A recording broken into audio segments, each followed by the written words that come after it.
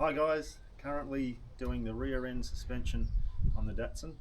Taken the combi torsion bar setup that we had in there out and building a custom 5-link independent rear suspension, or a multi-link it's also known as.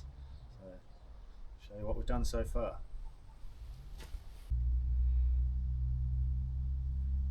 Here's the setup with the 5-link. Obviously 2 links go forward, and then you have 3 links come from, in this case, the diff sort of area. It's got a bit of a cage set up to mount all that on around the Commodore IRS diff. Had to obviously channel the Datsun inside to get those front mounts. Runs right up to the seat mount, which is a angle line across the car that also has the gearbox cross member bolt 2 underneath.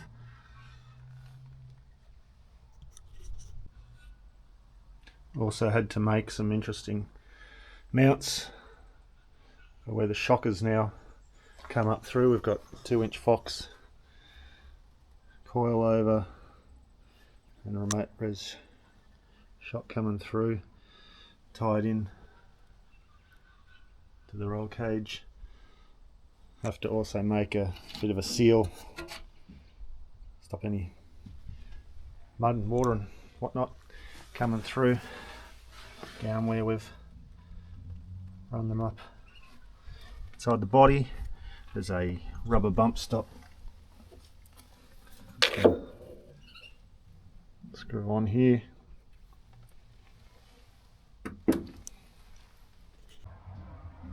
In the boot I've had to create a few panels so that we can fit the shocks right up through the parcel shelf, as well as on the floor there, a bit of a spot for the top link at full compression. I'll come up there and the fuel tank sits above that and it's back in there. Also there was some wheel arch trimming which is up under the flare, just for a bit more compression without it rubbing on the body. A little bit in the door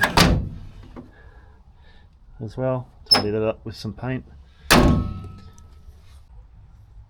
Here are the parts that go into those uprights that are custom built at the back. Got the Jeep hub, fold-in hub. Put some longer wheel studs in so we can run the disc on it.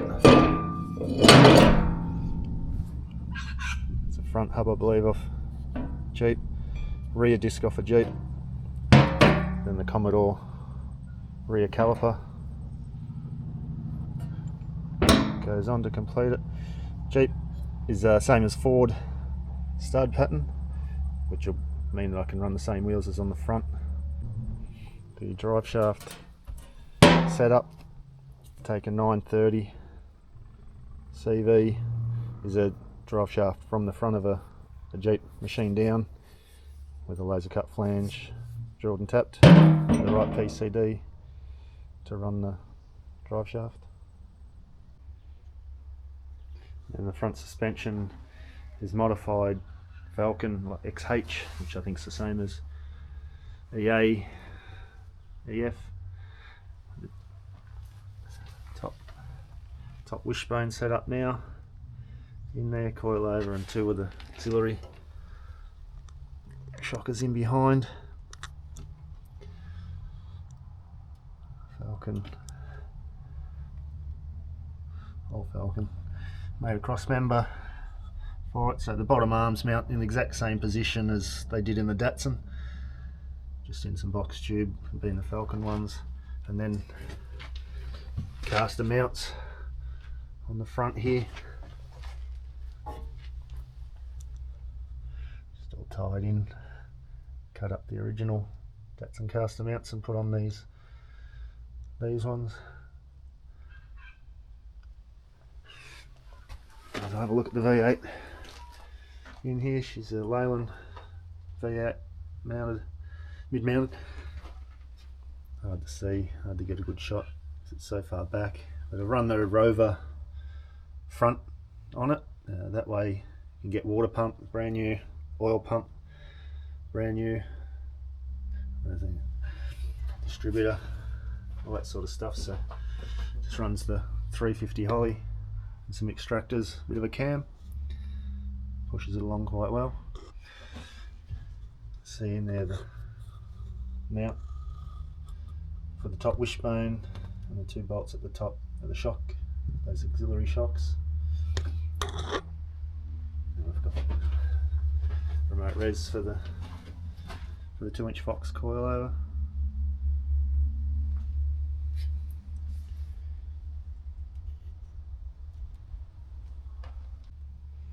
Here's the old strut setup that kept breaking in it. It's a 240k style strut, all strengthened of course in the usual way. Down there, this had the spring perch cut off, and this is XH Falcon. That's what the front end ended up coming out of. Spring perch, spring, standard length XH. But then it kept breaking the struts clean off at the top. So whether that was because the spring was too stiff, or whether having the mount inside the spring there, where it can flex inside the spring, was snapping it instead of having it up above the spring, might have made the difference. But set it up with this rod end and that, and was all right till it wasn't. And now went with the wishbone front end, no more trouble. If you look at the inside, it's got all the creature comforts you could imagine. Throttle pedal, attacker, that's it. This side, red line at 5. Leylands really don't like the sustained high revs, so make sure I don't hit that. You might see me reaching down in some of the videos. It's to the hydraulic handbrake. It's in there. And then on the passenger side, they got the gauges. They can worry about that. Kill switch fire extinguishers. The gear lever down under the seat when the seat's in here. It's straight out of the Borgwarner 35 Auto.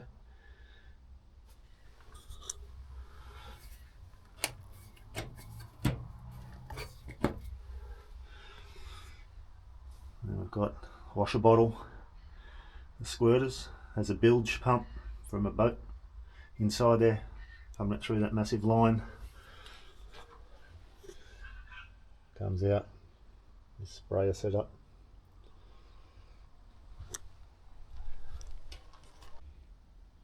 Here's something I need you guys to comment on. Leave a comment. What do you think I should do with the exhaust? So it was running the side pipes just out in front of the back wheel here, but obviously now with these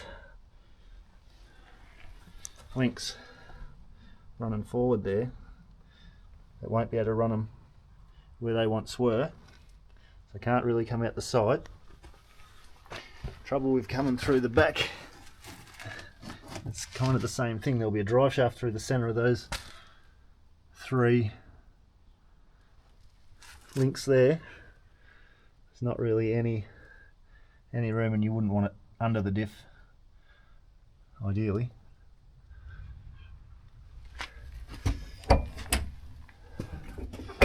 Coming up through the boot wouldn't really be an option because of the fuel tank.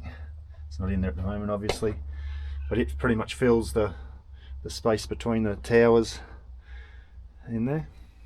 So yeah, let me know what you think, leave a comment, we'll see what we can work out.